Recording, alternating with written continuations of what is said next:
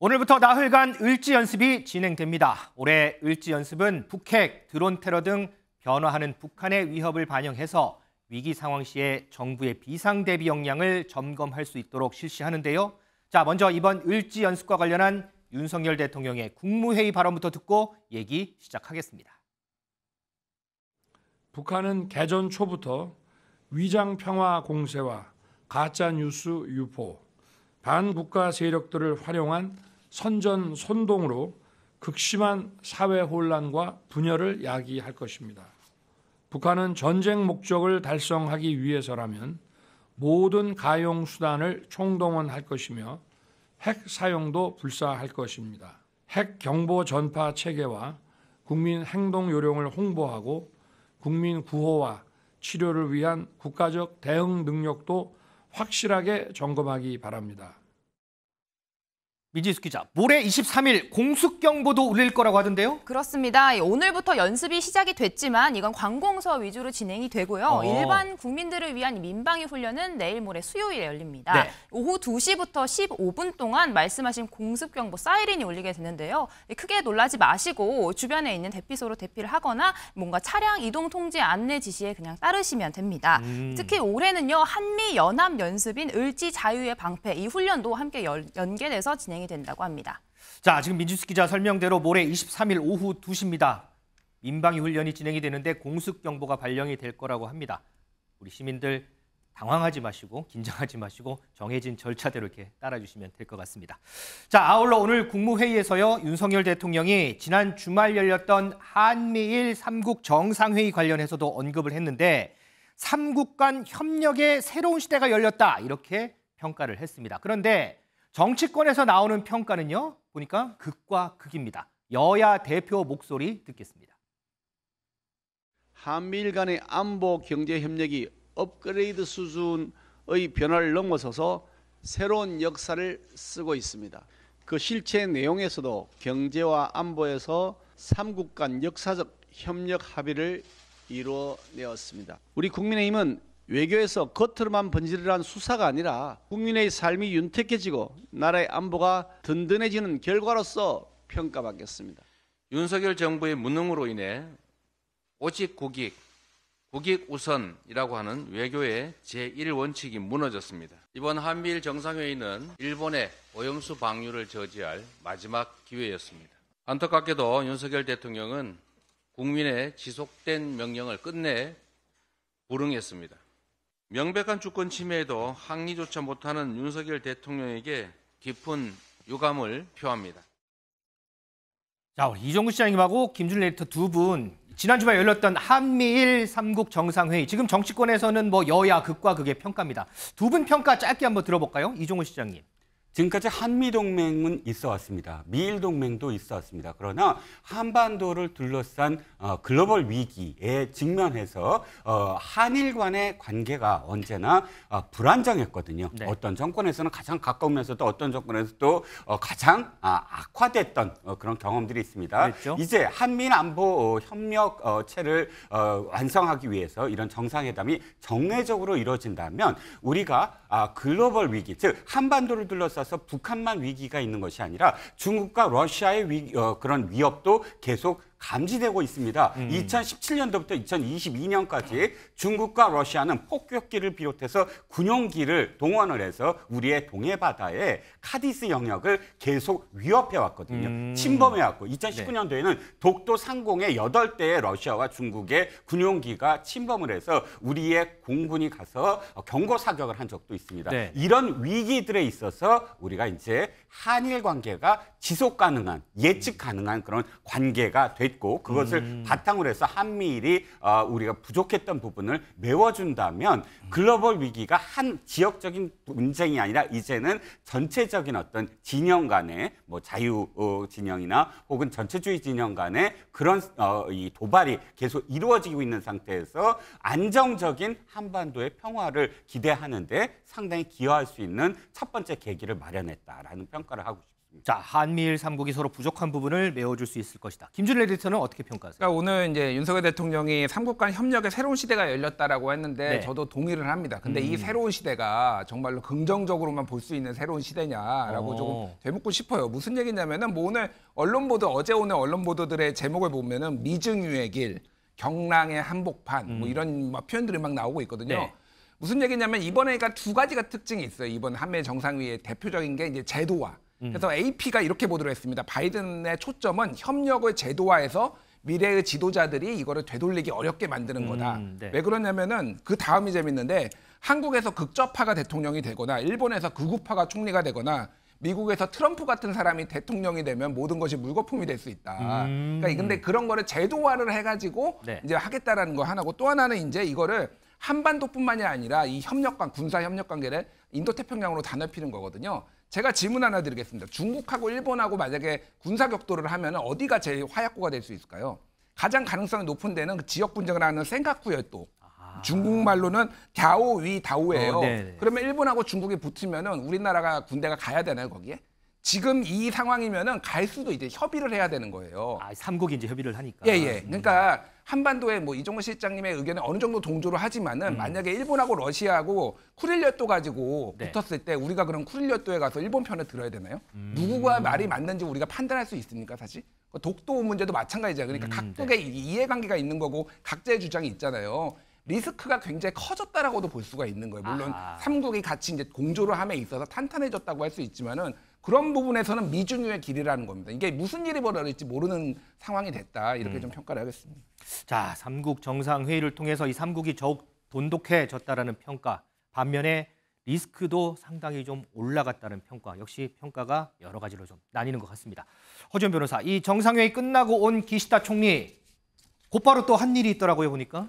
네, 기시다 후미오 일본 총리가 후쿠시마 제1원전을 방문을 했습니다. 네. 정상회의가 끝나고 귀국한 지 바로 다음 날 이루어진 일정이었는데요.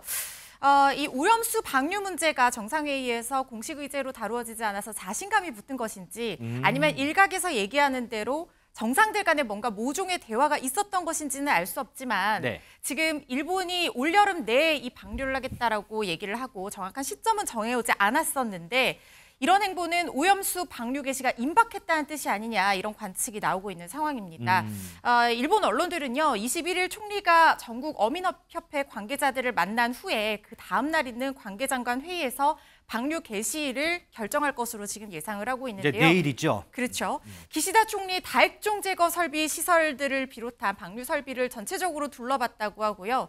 현장에서 방류 개시 시점에 대해서 질문이 있었는데 그 부분에 대해서는 안전성 확보 문제와 또 가짜뉴스 대책의 대응 상황을 정부 전체가 확인해서 판단할 것이고 구체적인 시기를 정하는 것은 삼가고자 한다라고 말을 아끼는 모습이었지만 사실 이 IAEA 검증이 완료된 단계에서 사실상 이런 행보는 방류정 마지막 단계가 아니냐라는 얘기가 나오고 있고요. 네. 날짜가 정해지지는 않았지만 날짜만 정해지면 사실상 방류할 수 있는 상황이거든요. 그렇죠, 네. 빠르면 이달 말로 이 방류 일정이 정해지지 않을까 하는 관측까지도 나오고 있습니다. 자, 지금 허지원 변호사가 설명했던 기시다 총리의 행보 저희가 영상으로 준비했는데 한번 보시죠.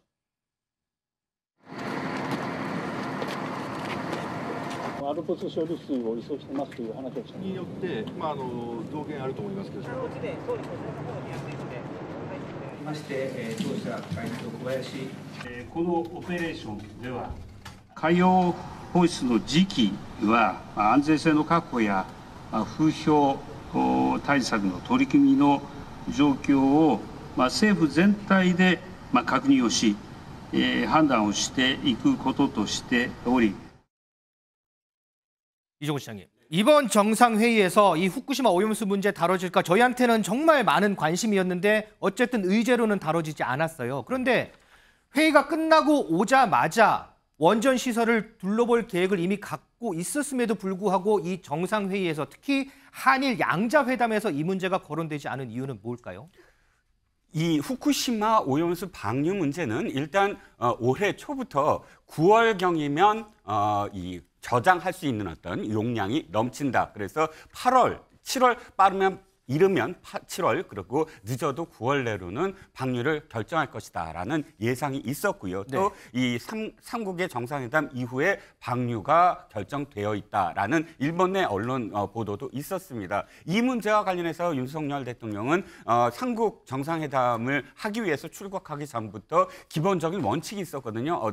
후쿠시마 오염수 방류, 오염 처리수 방류는 가장 중요한 것은 우리 국민, 그러니까 일본 국민과 한국 국민의 건강과 그다음에 그 안전을 가장 우선시할 것이다. 그래서 투명하게 계속 지켜볼 것이다. 세 번째는 IAEA 등의 과학적인 검증의 결과에 따라서 결정할 것이다. 이 세 가지 원칙이었어요. 그렇다면 이 세 가지 원칙이 안 지켜졌느냐라는 부분에서 한일 정상에 대해서 무슨 의제가 설정이 될 텐데 지금 한미일 정상회담은 우리가 합의할 수 있는 그리고 앞으로 경제 안보에서 앞으로 나아갈 수 있는 미래를 향한 트리거리를 만드는 곳이다라는 그런 점에서 이미 윤 대통령이 지켜내려고 했던 세 가지 원칙은 그 전에 이미 다 합의가 된 것으로 저는 판단합니다.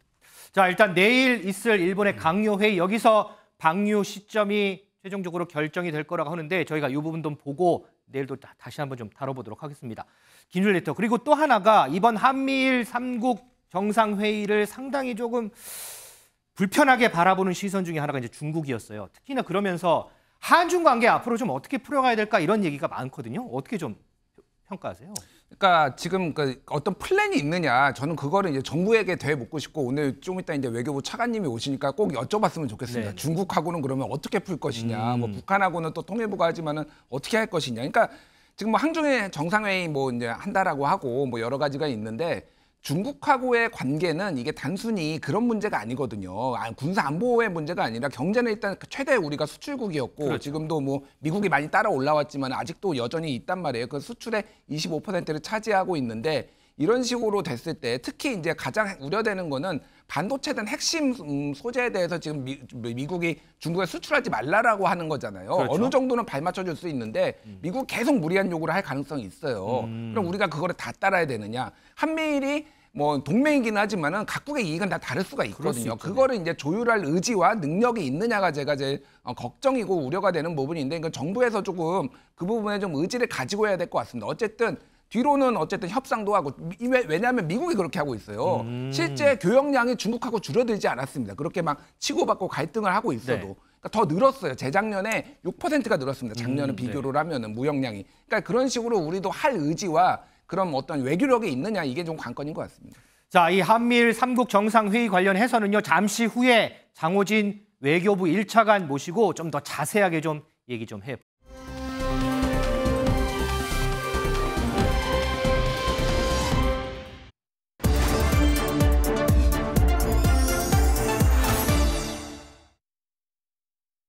네, 뉴플리 오늘 제목은요. 김의겸 10억 소송 힘 좀 써달라. 한동훈 가짜뉴스 가해자가 또입니다. 김의겸 민주당 의원 지난 주말 한 예능 프로그램에 나와 화제가 됐습니다. 이 자리에서 한동훈 법무부 장관에게 영상 편지를 띄웠는데요.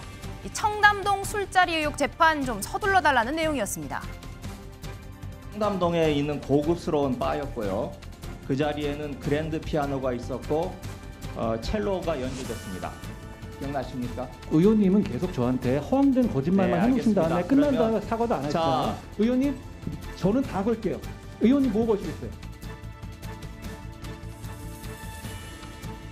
네, 경찰 조사 결과 가짜뉴스 결론이 났죠. 한동훈 장관, 김 의원과 보도 매체에 10억 원 상당의 민사소송을 걸었습니다. 자신이 100% 이긴다 장담했던 김 의원, 이 재판 단 한 차례도 열리지 않았다면서 빨리 결론을 내릴 수 있도록 힘 있는 장관께서 힘 좀 써달라 이렇게 도발을 했습니다. 오늘 법사위에 출석한 한 장관, 조금 전 이 질문에 직접 답변했는데요. 청담동 가짜뉴스의 가해자이신 김의겸 의원이 SNL에 나가서 또 그 가짜뉴스를 퍼뜨리신 것 같은데요. 제가 고백하자면 제가 유머를 좋아합니다. 그런데 유머의 세계에서 하나의 어떤 공통적인 룰이 있다는 게 가해자가 피해자에게 하는 농담은 농담이 아니라 그냥 나쁜 짓인 겁니다. 김의겸 의원은 정치판에서 뻥치시다가 망신당하고 예능판 가서 그러시는 것 같은데요. 그분이 하고 다니시는 거에 대해서 사람들이 뭐 이상하게 생각은 않죠. 그렇지만 민주당은 역시 같이 거기에 동참하고 있고 그분의 그런 거짓말과 가짜 뉴스에서도 아직도 누구도 제대로 된 사과를 하고 있지 않다는 게 문제 같습니다.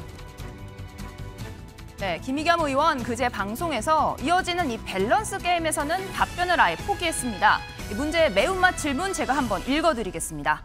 다음 중 좀 더 솔직하지 못한 양치기 소녀는 누굽니까? 먼저 안면인식 장애가 있어 사람을 못 알아봤다는 분. vs 잊혀질 권리 허락해달라며 자꾸 SNS에 글을 올리시는 분입니다. 분명 어떤 분인지 이름은 안 나와 있습니다. 그렇지만 말까지 더듬으며 고민하던 김 의원 답변을 아예 포기했는데요. 그 대신 이재명 대표에게 갑자기 영상 편지를 띄웠습니다. 지난주 검찰에 출석한 이 대표 당당하게 비회기 때 영장을 청구하라 목소리를 높였는데요. 말도 안 되는 조작 수사로 구속영장을 청구한다면 제발로 출석해서 심사받겠습니다. 회기 중에 영장 청구해서 분열과 갈등을 노리는 꼼수 포기하고 당당하게 비회기 때 청구하십시오. 범죄 수사를 받는 피의자가 마치 식당 예약하듯이 자기를 언제 구속해달라고 요구하는 건 누가 봐도 비정상적인 일이죠. 입으로는 특권을 포기한다고 말씀하시지 않았습니까? 그런데 희한한 특별 대접 요구가 참 많으신 것 같습니다. 한동훈 장관이 비회기 때 영장 청구에 대해서 식당 예약하느냐 이렇게 얘기했는데 어떻게 보셨어요? 9월에 영장 청구되면 체포동의안 가결 요청하실 계획이세요? 이 검찰이 이 정치 검찰화 돼가지고 지금 2년 동안 수사를 했으면 뭔가 결과가 있어야지 아직까지 결과가 없다는 것도 납득이 안 되고. 네, 민영배 의원의 이 보이콧, 이재명 대표 앞서 이 불체포 특권을 포기하겠다 직접 선언했었죠. 혁신이 이뤄 안건이기도 합니다. 하지만 어제 친명계 모임에서 한 이 민영배 의원의 이 발언 논란이 되고 있습니다. 투표를 거부하면 됩니다. 투표 거부로 이재명 대표를 지키고 민주당을 지키도록 하겠습니다. 회의장에 들어갔다가 투표 시작하면 민주당 의원들은 일제히 빠져나오면 되는 겁니다. 김은경 혁신위에서 제안했었던 체포동의안에 대한 민주당의 스탠스, 그리고 거기에 대한 이제 지도부의 답변은 있었던 상황이고요. 그러면 그 말을 번복하자는 말인가를 오히려 좀 확인해보고 싶네요. 일단 한번 내뱉은 말에 대해서는 뭐 당연히 약속을 지키는 게 정치 아닌가 생각이 들기 때문에. 네, 아예 비회기 기간을 만들어달라는 민주당, 이 회기 비회기 가리지 말고 당당하게 임하라는 여당. 결국 당장 이 다음 주 국회 일정 정해지지 않았습니다. 한때는 이재명 대표의 불체포 특권을 위해서 단 하루의 틈도 만들지 않으려고 헌정사상 유례없는 공휴일 개원까지 밀어붙이더니 이제는 체포 동의안 처리 과정에 당내 불화가 극대화될까 봐 비회기 때 영장이 청구되어야 한다고 주장합니다. 제1야당의 역대급 고함무치가 놀라움을 넘어서 그 내로남불이 탄성을 자아내기까지 하게 합니다. 짜장면 시키신 분 이재명 대표님, 구속영장이 짜장면입니까? 국회 연설에서 불체포 특권 포기를 이야기한 것은 역시 말로만 하는 쇼였습니까? 이재명 대표님, 제가 짜장면 한 그릇 사드릴 테니 남자답게 불체포 특권 포기 약속 지키십시오. 네, 이종근 실장님, 일단 한동훈 장관께서 재판 좀 빨리 진행되도록 힘 좀 써달라 김의겸 의원 발언이 있었는데요. 사실 재판 일정을 법무부 장관의 소관은 아닌 것 같은데요. 어떻게 들으셨습니까? 지금 SNL 코리아가 예능 프로그램 아닙니까? 굉장히 웃으라고 하는 프로그램이고 김의겸 의원이 이것을 출연을 결정을 했다면 웃기면 됩니다.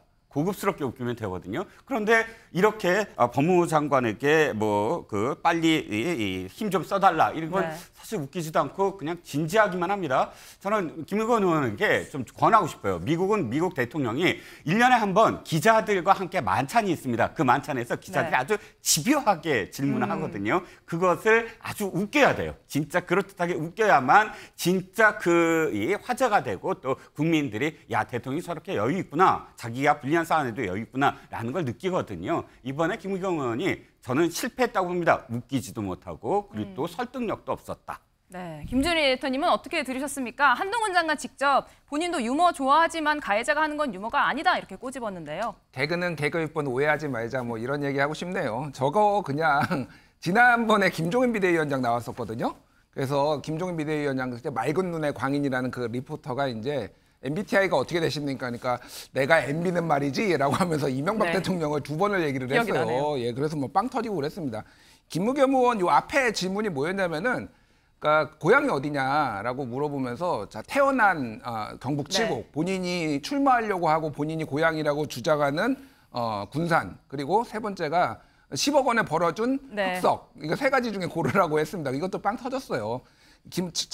한동훈 장관 얘기가 딱히 웃기진 않았지만은 이게 이렇게 막 난리를 칠 정도냐. 그냥 그러니까 소송이 진행되는데 지금 진행이 전혀 안 된다고 있으니까 그냥 한 장관님 빨리 해주십시오라고 한 건데 저는 좀 과하게 반응을 하는 것 같다. 뭐 정치권도 그렇고 언론도 그렇고 그 생각을 합니다. 그냥 개그는 개그로 받아들였으면 좋겠대요. 네, 유머일 뿐 지나치는 의무부여는 피해달라 말씀해 주셨는데요. 이런 가운데 이재명 대표의 구속영장 청구 시점을 두고도 여러 가지 이야기가 나오고 있습니다. 이 쌍방울 재판 하루 앞두고 오늘 이재명 대표 국가폭력 발언을 했는데 여기 민주당 의원들의 보이콧 이야기까지 나오자 한동훈 장관 이렇게 직격했습니다. 직접 듣고 오시죠. 국가폭력이라고 그랬나요? 본인 수사 과정에서 몇 분이나 돌아가셨는지 한 번만 생각해 본다면 본인이 데이트 폭력이라고 하면서 변호했던 흉악범의 피해를 한 번만이라고 생각해 본다면 폭력이라는 단어를 가지고 뜬금없이 저런 말 만들어낼 것 같지는 않습니다. 이재명 대표는 본인이 피의자고 본인 사건이니까 뭐 그럴 수 있다고 쳐도 공당인 민주당이 저러는 건 부끄러움을 모르는 거라고 생각합니다. 민주당에서 어제 얘기한 다 들어갔다가 다 퇴장하는 거요. 지금까지 4번 했던 방탄보다 더 저질 방탄입니다. 왜냐하면 그건 서로 특권 못하게 감시하겠다는 거잖아요, 공개적으로. 네, 허조인 변호사님, 저질방탄 얘기까지 나왔습니다. 이 비회기 때 영장을 청구해달라 요청한 이재명 대표, 이 법조인 입장에서 보실 때 이렇게 영장 청구 시점까지 꼬집어서 요구하는 부분 좀 어떻게 들으셨습니까? 이재명 대표 지금 피의자 신분이잖아요. 일반적인 경우에선 사실상 불가능한 부분이죠. 이렇게 영장 청구 시점에 대해서 의견을 개진한다는 것 자체가 굉장히 제1야당의 대표기 때문에 할 수 있는 그런 어떤 행위가 아닌가 이런 생각이 드는데요. 물론 그 취지는 이해를 합니다. 그러니까 이재명 대표 얘기는 이거예요. 아예 부결 절차 자체를 개최할 수 없는 비회기 때 청구를 해라. 나는 특권을 내려놓고 언제든지 조사받으러 갈 준비가 되어 있다. 이런 취지에서 이런 말을 한 것인데 사실 이걸 가지고 지나치게 말꼬리를 잡고 정쟁하는 것도 바람직하지 않아 보이는 측면은 있습니다. 그렇지만 사실 이재명 대표가 보여준 그간의 태도는 일반적인 피해자 신분에 가진 이 사람들의 태도와는 좀 결이 다른 측면이 있었죠. 뭐 입장문을 읽는 모습이라든가 아니면은 이 소환 조사의 어떤 시기와 날짜, 장소 이런 것들을 공지를 하면서 지지층 결집을 호소한다든가 이런 부분은 사실상 지지하지 않는 사람들이 보기에는 특권의식이 있는 것이 아니냐 이렇게 생각을 할 수 있는 부분이고 일각에서 정말 말하는 대로 체포동의안이 또 넘어왔을 때 당내 혼란에 대한 정치적인 책임이라든가 혹시나 이것이 부결됐을 때의 어떤 후폭풍에 대해서 나는 언제든지 청구하라고 했는데 당에서 이걸 부결시킨 것이 아니냐라는 식으로 책임을 회피하려는 계산이 깔려있는 것이 아닌가 하는 생각을 완전히 지우기는 어렵다는 생각이 듭니다. 네, 김준일 대표님 안 그래도 어제 민영배 의원 발언 민주당 내용이 굉장히 심해지고 있는 상황인 것 같습니다. 집단 퇴장하겠다, 표결 거부하겠다 이런 아이디어까지 나왔는데 어떻게 들으셨습니까? 일단 실현 가능성 제로입니다. 왜 제로냐면은 이제 체포동의안 표결은 제적의원의 과반만 출석하면 되거든요. 그러면 국민의힘하고 정의당이 다 참석한다고 하면은 민주당에서 한 30여 명 정도만 출석을 하면은 이미 성립이 돼요, 투표가. 그러면 이건 100% 가결이에요. 예. 네. 그러니까 저 전술이 그러니까 가능하지 않다라는 거는 민영배 의원이 모르시지 않을 거예요. 그럼 왜 저렇게 하느냐? 두 가지 하나는 이제 강성 지지층한테 호소를 하고 내가 진짜 이재명 구하기에 최선을 다하는 사람이다. 또 하나는 이재명 대표가 어쨌든 본인이 불체포 특권 내려놓겠다라고 했으니까 뭐 저는 이렇게 예상을 합니다. 어쨌든 제가 영장 실시심사 받으러 가겠습니다. 이런 표현을 할 거 아니에요. 그러면은 지지자들이 이렇게 저를 적극적으로 만류하고 하지 말라고 하지만은 저는 그래도 약속을 했으니까 지키겠습니다. 이런 약속을 지키는 정치인의 효과를 극대화하기 위해서 오히려 약간 밑밥을 깔아놓는 뭐 이런 용도로 보시면 될 것 같아요. 예. 네, 모든 것이 계산된 발언일 수도 있다라고 말씀해 주셨는데요. 오늘 뉴플리 여기까지입니다.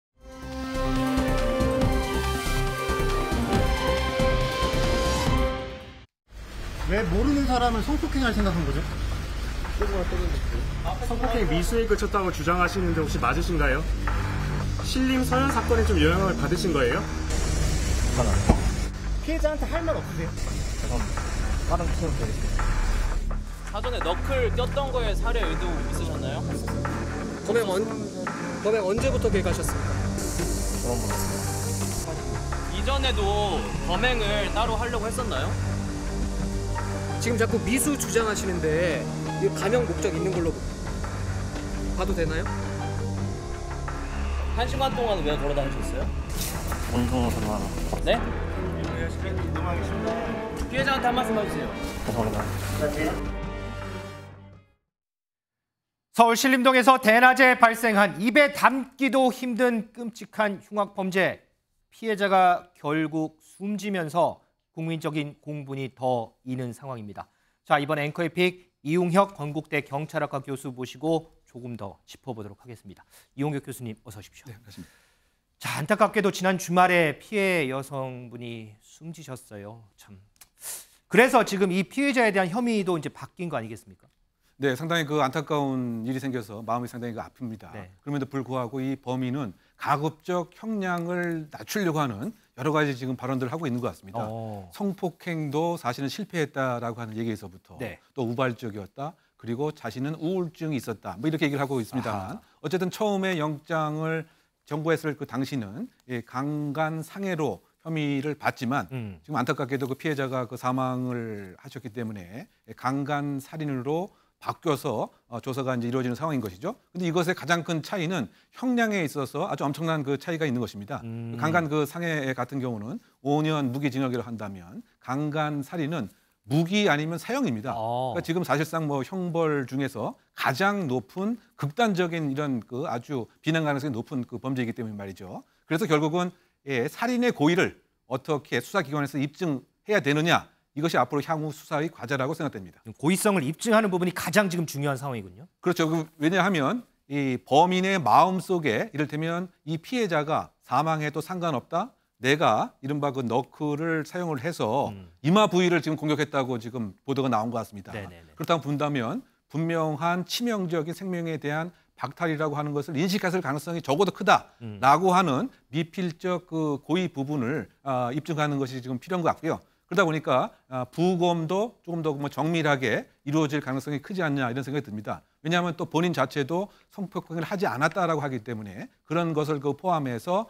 치명적인 공격 행위가 어떻게 해서 사망이라고 하는 결과에 끔찍하게 이루어졌느냐 뭐 이런 것들도 이른바 그 미필적 고의를 입증하는 데 적어도 중요한 증빙 자료라고 생각됩니다. 그러니까 제가 궁금한 게 그 부분이거든요. 이 피해자는 여성을 살해할 의도는 없었다고 했어요. 그런데 미리 그 둔기까지 준비를 하고 간 상황인데 이게 살해할 의도가 없었다라는 게 말이 될까요, 이게? 그러니까 그 제가 모두 말씀드린 바와 같이 그 본인의 뭐 변명 아닌 뭐 변명이라는 걸 할까요? 그러니까 결국은 이제 전국적으로 그 재판상에서 법관의 이제 심증을 어떻게 형성해야 되느냐 사람 마음속에 있는 것이기 때문에 근데 지금 우리 앵커께서 지적하신 바와 같이 4개월 전에 이와 같은 흉기를 구입했다고 하는 점. 그러니까요. 더군다나 그 영상을 우리가 면밀하게 보게 되면 접근하는 그 방법이 상당히 그 피해자를 마치 사냥하듯 물색하는 이런 모습이 보이지 않습니까? 네. 즉 차 뒤에서 이렇게 뭐 숨어 있는 거 하면 저는 또 이렇게 그 슬리퍼 차임으로 이렇게 접근하는 것도 마치 위장하는 그런 모습으로 상당히 많이 보이는 거죠. 그러니까 이번 그 성폭행자의 특성은 급습형 성폭행범입니다. 즉 잠복해 있다가 본인이 선호하는 표적이 나타나면 바로 무자비한 공격을 하는, 그래서 그 외관상은 살해해도 상관이 없다라고 하는, 적어도 뭐 밀폐적 고의는 충분히 입증이 되지 않을까 생각이 되고요. 한 단계 더 나가서 거짓말 탐지기 조사도 그런 맥락에서 지금 하고 있는 것 같습니다. 거짓말 탐지기 조사라고 하는 것은 3회에 걸쳐서 관련 질문과 비교 질문을 이렇게 분석하는 것인데요. 이를테면 살해에 대한 계획이 있었느냐, 뭐 이렇게 질문할 수도 있고요.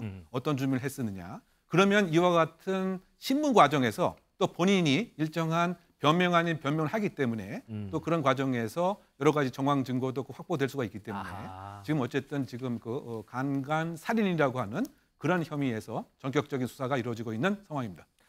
허지원 변호사, 이 피해 여성 참 안타깝게 또 참 사망을 하셨는데 초등학교 선생님으로 알려졌잖아요.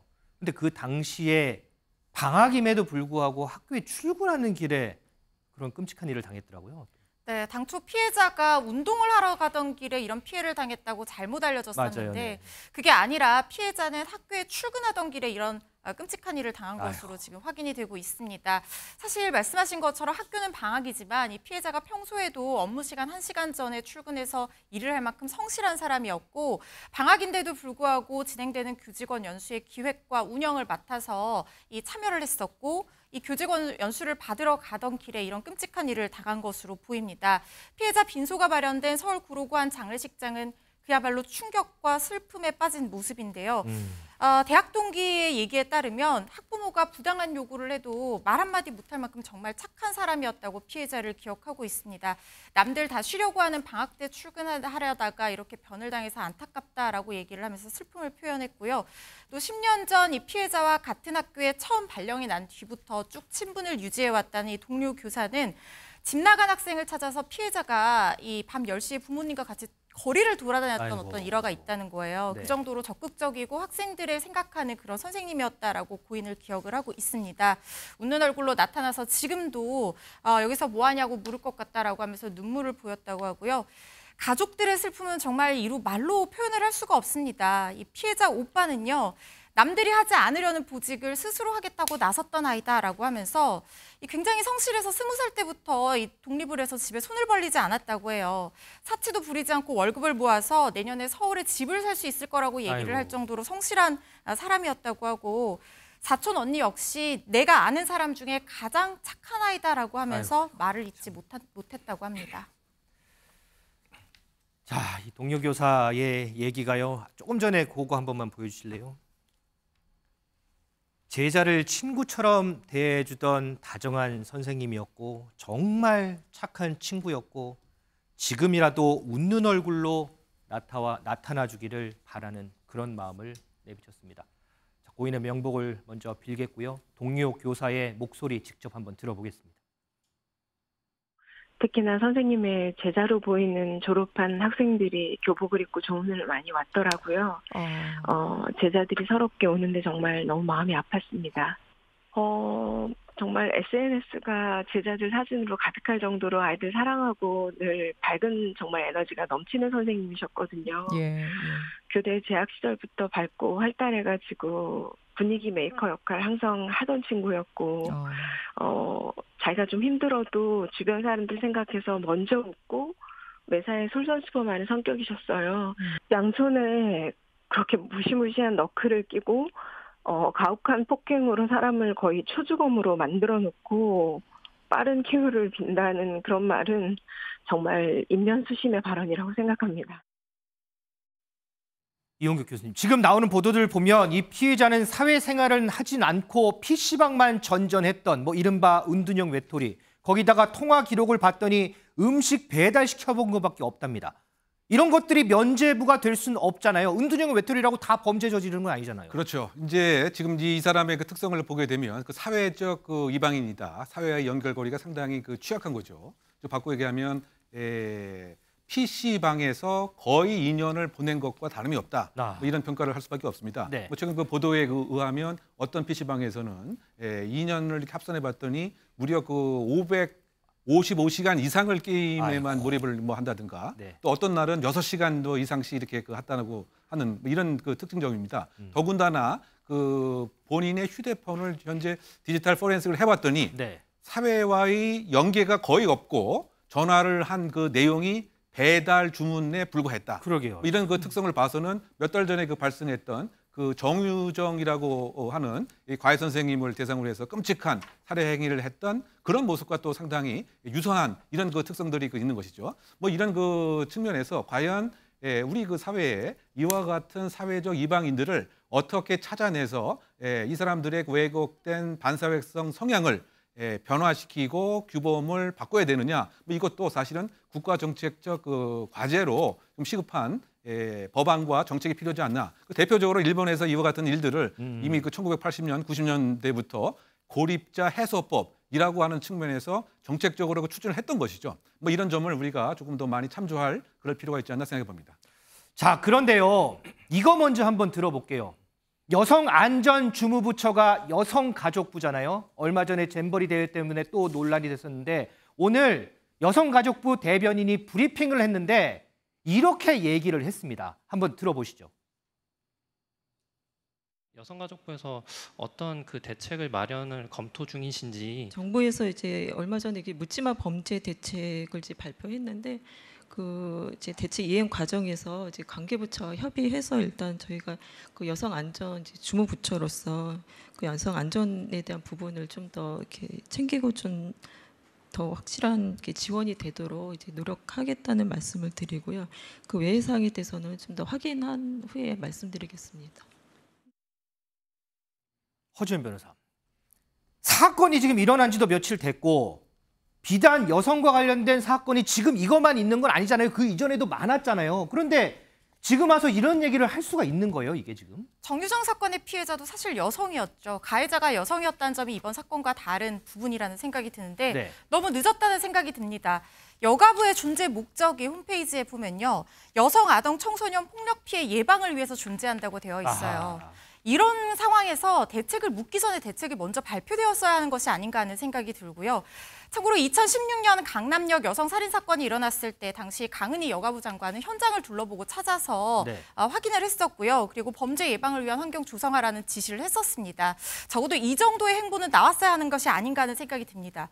물론 흉악범죄의 어떤 대상이 반드시 여성에만 국한되는 것은 아니겠죠. 아이라든가 노인이라든가 때로는 남성도 피해자가 될 수 있습니다. 그럴 수 있죠. 이번 사건 피의자도 CCTV 사각지대를 노렸다는 얘기들도 나오고 있어서 이거는 반드시 여가부뿐만 아니라 경찰청이나 행안부에서도 같이 다각도를 협력해서 어떤 치안에 대한 대책을 좀 더 적극적으로 마련해야 되는 부분이 있는 것이기는 하지만 지금 잼버리도 파행이 되고 있고 파행이 됐었고 그리고 그렇잖아도 여가부의 존재 이유에 대해서 의문을 가지는 목소리들이 많이 나오고 있는 상황에서 네. 제대로 된 대책을 내놓지 않고 이렇게 늑장 대응을 하고 지금조차도 사실 대책이 나온 상황도 아니잖아요. 그렇죠. 이런 상황에서 여가부의 순기능에도 불구하고 폐지 목소리가 점점 더 높아지지는 않을까 하는 생각이 듭니다.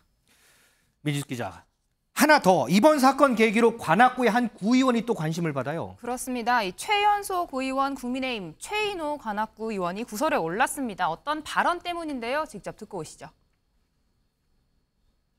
관악구에서는 대한민국 최초로 여성안심 귀갓길이 사라집니다. 여성안심 귀갓길 7,400만 원을 전액 삭감하여 안심골목길 사업으로 7,400만 원을 증액했습니다. 과연 여성안심 귀갓길이라는 문구를 적어놓는다고 해서 실질적인 치안이 강화되느냐? 절대 아니라고 생각합니다. 여성들이 안심이 되는 것도 아니라고 생각합니다. 그렇기 때문에 여성안심 귀갓길을 폐지하고 국민들에게 모두 치안을 강화하고 안전을 보호할 수 있는 안심골목길 사업으로 대체돼야 된다고 생각합니다. 네, 여성 안심 귀갓길 이 단어가 성차별적인 만큼 뭔가 다른 단어로 사용을 한 겁니다. 안심 골목길 사업으로. 그러니까 예산은 그대로인데 이름만 바꾼 건데요. 네. 하지만 이 신림동에서 초등학교 교사가 이 둘레길 등산로에서 성폭행을 당해 숨지는 사고가 있었잖아요. 그렇죠. 그래서 여성 안심 귀갓길이라는 단어를 없앤 이 구의원에 대해서 공분이 일어나고 있는 상황입니다. 이 구의회 홈페이지에는 이 의원 뭔가 사퇴를 요구하는 어떤 입장문을 요구하는 내용들이 굉장히 많이 올라왔는데요. 네. 논란이 커지자 최 의원 오늘 입장문을 또다시 냈습니다. 이 해당 둘레길이 여성 안심 귀갓길이었다면 범죄가 발생하지 않았을 거란 이런 내용은 악의적인 선동이다. 애초에 안심 귀갓길 설치된 장소도 아니고 설치 예정도 아니었다 이렇게 해명을 했는데 그러면서 본인이 지금 여초 사이트에 표적이 되어서 악성 댓글에 시달리고 있다. 여성 혐오 프레임에 가두려는 저희가 보이는데 광인처럼 날뛰는 세력과 타협할 생각 조금도 없다. 이렇게 강경한 입장문을 다시 한번 냈습니다. 뭐 여성, 남성 뭐 이런 걸 다 떠나서요. 어쨌든 뭐 여성 안심 귀갓길, 뭐 안심 골목길 뭐 다 안전을 지키는 차원에서는 정말 좋습니다. 하지만 이 두 가지 중에 뭐 안전 현재까지 지킨 거 있습니까? 왜 이 문제 갖고 왈가왈부를 하십니까? 자, 모레요. 이 피의자에 대한 신상 공개 여부가 결정이 된다고 하는데 저희 프레스룸 라이브 이 부분까지 해서 계속해서 좀 쭉 전해드리도록 하겠습니다.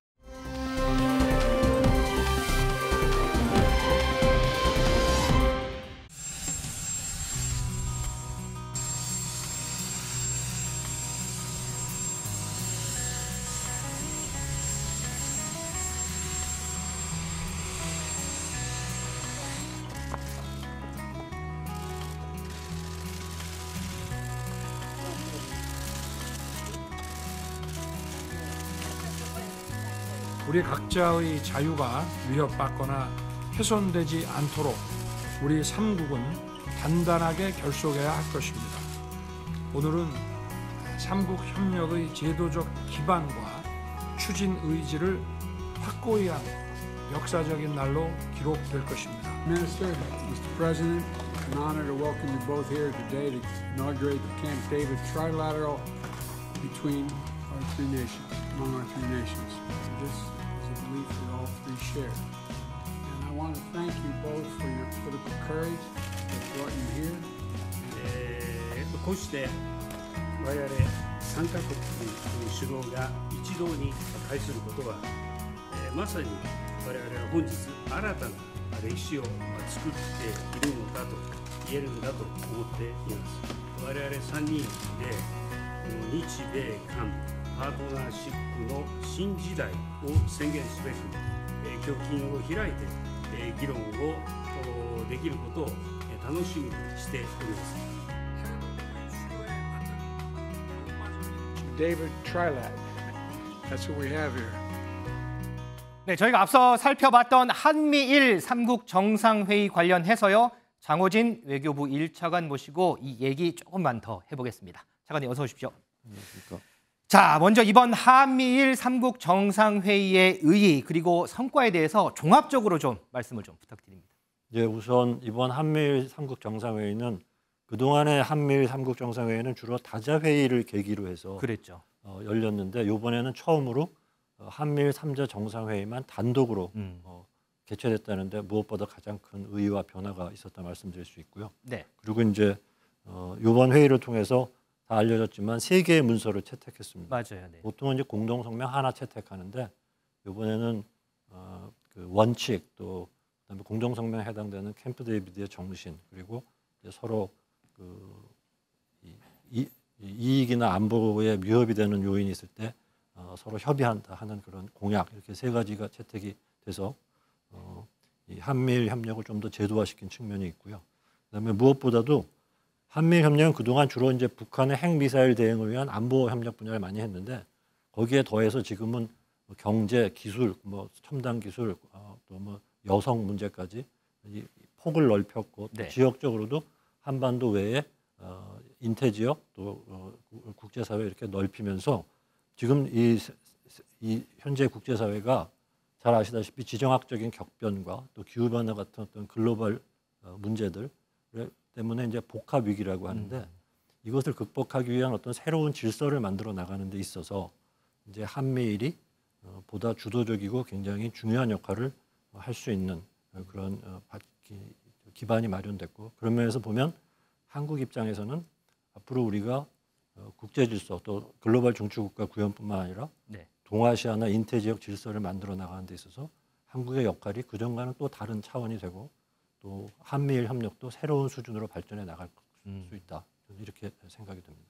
방금 말씀 주신 대로 보통은 이제 공동성명 하나 채택되는데 이번에는 3개 문건이 채택이 됐잖아요. 이 채택하는 과정에서 어떻게 좀 비하인드 스토리나 이런 게 좀 없었을까요? 조율은 잘 됐을까요? 어떨까요? 예, 사실은 이제 그 세 나라가 되게 그 공유하고 있는 가치들이 다 비슷하고 그러다 보니까 정책 방향이나 문제 의식들도 비슷하기 때문에 조율은 뭐 큰 어려움 없이 잘 됐습니다. 다만 이제 이번 그 조율 과정에서 제가 보기에 좀 특별히 의미가 있었다 보이는 것은 그 내용 중에 이 자유롭고 자유로운 그 통일된 한국이라는 표현이 나옵니다. 예. 자유롭고 통일된 한국. 예, 예. 그래서 이 자유롭고 평화로운 통일된 한국이라는 표현이 나오는데 이거는 어떻게 보면 이제 통일의 미래상 아니겠습니까? 근데 이게 한미일 3자가 채택한 문서상에 이렇게 명기된 건 처음이고요. 이게 2009년에 그 한미 간의 동맹 미래 비전이라는 걸 채택한 적이 있는데 정상 간에 그때 처음으로 민주주의와 시장 경제에 입각한 평화 통일이라는 표현이 들어갑니다. 그래서 그때도 이제 상당히 의미가 있는 것을 평가가 됐는데 거기에 견줄 만한 일이라고 생각이 됩니다. 오늘 윤석열 대통령이 이런 얘기를 했어요. 국민께서 체감하실 수 있는 삼국 협력의 혜택과 이득도 더욱 증대될 것이다 이런 말씀을 하셨는데 체감할 수 있는 혜택과 이득 구체적으로 어떤 게 좀 있을까요? 제가 보기에는 안보, 경제, 그다음에 사회 분야 이렇게 생각할 수 있는데 안보는 뭐 잘 아시다시피 이제 북한의 핵과 미사일 또는 안보 위협에 대한 대응인데요. 여기에 이제 북한 미사일 정보를 서로 실시간으로 공유하거나 또는 조기 경보 시스템에 대한 협력이 있고요. 그다음에 또 군사적으로 이제 공동 훈련도 합니다. 대잠 훈련 같은 거, 대잠수함 훈련. 그리고 탄도미사일 방어 능력도 더 증강시켜 나가기로 했고 이런 안보적인 측면에서의 이 역량 강화가 있고 경제적으로는 저희가 예를 들면은 공급망에 대한 조기 경보 시스템 같은 걸 통해서 이제 요즘 같이 뭐 희귀 광물이라든가 또는 반도체나 이런 것들 공급망의 문제가 계속 제기되는 시대에 저희 그런 우리의 경제적인 안정성을 더욱 제고시켜 나갈 것이고 또 첨단 기술 분야의 보호와 발전을 위한 기술연대 같은 것들도 구축이 돼서 아무래도 일자리 창출이라든가 우리 경제 발전에 도움이 될 것이고 또 청년들 간의 어떤 교류나 또는 그 여성들의 역량 강화 이런 문제에 있어서도 저희가 서로 협조하기로 했거든요. 또 뿐만 아니라 세 나라의 국립 암센터 간의 연구 협력 같은 것들도 추진할 겁니다. 그래서 국민들께서 좀 체감하실 수 있는 그런 변화들이 꽤 있을 것으로 기대가 됩니다. 알겠습니다. 자, 그리고 이제 알려지기로는 미국이요. 이 무력 사용을 통해서 대만 현상 유지를 변경하려는 어떠한 노력에도 반대한다라는 문구를 성명에 포함시키려고 했다고 알려지는데 혹시 이에 대한 뭐 압박이랄지 이런 거는 좀 없었을까요? 아까도 말씀드렸지만 이 한미 협력은 이 한반도와 인태 지역 또 국제사회를 좀 더 평화롭고 자유롭고 번영되고 말하자면 좀 더 나은 미래를 만들어 나가겠다는 협력인데 그렇죠. 그래서 특별히 뭐 어떤 나라를 겨냥하거나 배제하려는 그런 의도를 가지고 하지는 않습니다. 그래서 지금 말씀하신 그 어떤 힘에 의한 현상 변경이라는 문구는 사실은 이게 되게 이제 지금 중국을 염두에 두고 이제 그런 얘기들이 나오는데 그 이번 문안에 힘에 의한 일방적 현상 변경에 반대한다는 얘기가 표현이 있긴 하나 그게 중국과 관련된 문제는 아니고요. 인태 지역과 관련돼서 그런 표현이 들어갔습니다. 그래서 맥락이 조금 다르다라고 말씀드릴 수 있겠습니다. 그리고 이제 우리 국민들도 관심이 이번 삼국 정상이 대북 공조와 안보 분야 협력을 심화하는 계기가 됐다 이렇게 평가를 했는데 혹시 한미 간 핵 협의 그룹에 일본이 참여하는 거 아니냐 또 이런 궁금증들이 많거든요. 그 핵 협의 그룹은 그 NCG라고 하는데 그거는 이제 지금 얼마 전에 만들지 않았습니까? 그래서 일단은 그 체제를 좀 더 공고화하고 협의를 내실화하는데 저희도 주관점을 두고 있고 그렇다고 해서 확장 억제에 관련해서 한미일 간에 3자 간에 협의하는데 저희가 반대하거나 그런 건 아니고요. 거기에 대해서 열린 입장인데요. 아직까지 특별히 그런 움직임은 없습니다. 자, 그리고 이제 내년에 2차 삼국 정상회의를 우리나라에서 이제 추진한다. 뭐 이렇게 좀 알려졌는데 어쨌든 내년 보면 4월에 우리나라 총선이 있고 11월에도 미국 대선이 있고 그 사이에 그러면 이루어지나요? 어떤가요? 사실은 이제 이게 며칠 전에 그 캠프 데이비드에서 이제 나온 얘기들이라 다음번 회의에 대해서는 물론 저희가 충분히 개최할 만하다고 생각은 되는데 구체적인 시기 같은 것들은 뭐 지금 말씀하신 양국의 정치 일정도 있지만 또 세 나라 정상의 외교나 국내 다른 일정들도 봐야 되기 때문에 지금부터 조금 협의를 해나가야 될 부분인 것 같습니다. 자, 이 삼국 협력이요, 이제 오커스 그리고 쿼드와 함께 강력한 협의체로 발전할 것이다라고 하는데 어떻게 좀 해석을 하면 우리 시청자분들이 쉽게 좀 이해를 할 수가 있을까요? 제가 모두에 말씀드린 얘기랑 비슷할 것 같은데 아까도 말씀드렸지만 쿼드도 이제 인도 태평양 지역의 어떤 새로운 질서를 모색하기 위한 네 나라 간의 협력 그렇죠. 협의체잖아요. 네네. 한미일 협력도 아까 말씀드린 것처럼 이런 지정학적인 격변 또 기후 변화 같은 어떤 글로벌 도전 이런 것들을 헤쳐나가는 어떤 복합위기 속에서 국제사회의 새로운 모습을 그려나가는 건데 거기에 한중일이 한국 혼자의 힘으로 하기는 어려울 수 있겠지만 한중일 세 나라가 이게 전 세계 GDP의 3분의 1쯤 됩니다. 세 나라를 합치면 그 세 나라가 연대해서 그런 새로운 질서와 변화를 만들어내는 하나의 큰 축이 될 수 있다고 생각이 되고요. 그런 면에서 보면은 앞으로 국제 질서나 인태 지역에서 어떤 새로운 질서에 있어서 한미일의 역할 또 더불어서 한국의 역할도 굉장히 더 커지고 의미 있고 실질화될 것이다 그렇게 생각할 수 있겠습니다. 제가 참 궁금했던 거는 정말 많은데 시간 관계상 여기까지 좀 해야 될 것 같습니다. 자, 지금까지 장호진 외교부 1차관 모시고요. 지난 있었던 한미일 삼국 정상회의 관련해서 총 정리해봤습니다. 오늘 말씀 감사합니다. 감사합니다.